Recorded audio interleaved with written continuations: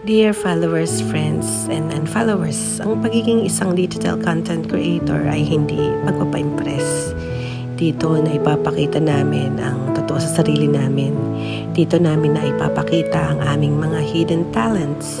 Yung kakaibang galing ba na aming napagtanto na kami ay multi-talented pala.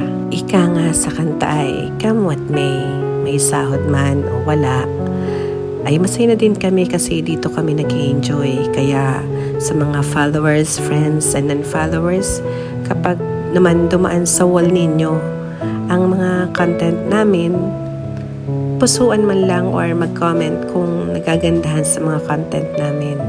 Huwag niyo po sanang gagayahin ng iba. Hindi na nga nag-like, i-unfollow ka pa.